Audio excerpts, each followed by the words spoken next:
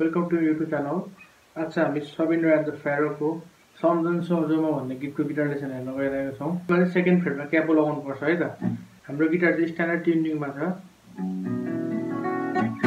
स्मरण कोडहरु G major, C major, A minor 7, B minor है त, अनि E minor, अनि D major, down down up up down down down up है त।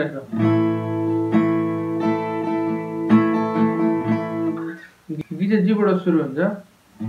सम्झन्छु अझैमा, अब E minor, भुल्न सकिन मैले, अब C major, हाम्रो सम्बन्ध हिजो, फेरि G major, जे थियो है त, यस्तो हुन्छ।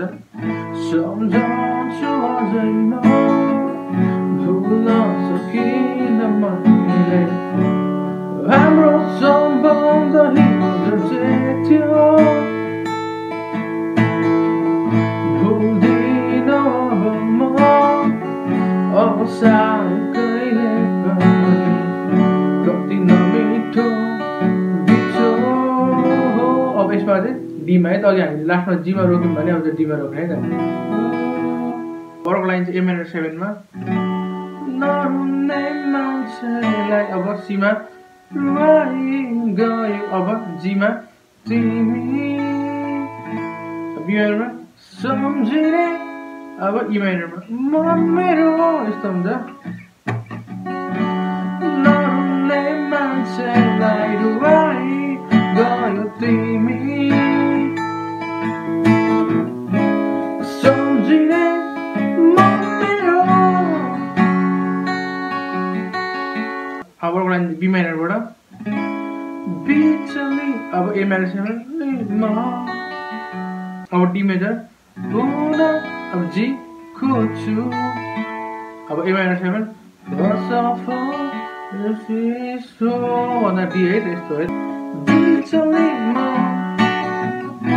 नहुन खोज्छु, असफल कोसिस हो।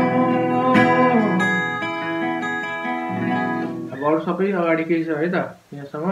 अब अर्को लाइन त्यसै सुरु हुन्छ E minor बाट, तृष्णा थियो C, आफ्नो पलको, B minor, तर मैले कहिले, अब D major मा पाइन, यस्तो हुन्छ है त।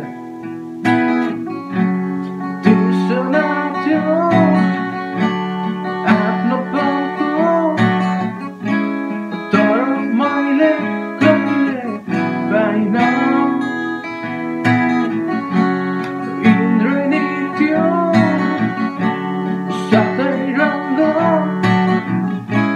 सुरेको थिए कहिले देखिन है त यहाँसम्म। C बाट सुरु हुन्छ, भरोसा थियो, अब A minor 7, सुखद अन्त्यको, अब G, बिगन्त चलचित्र झै, अब D मा भयो कहानी, भरोसा थियो सुखद अन्त्यको, बिगन्त चलचित्र भयो कहानी।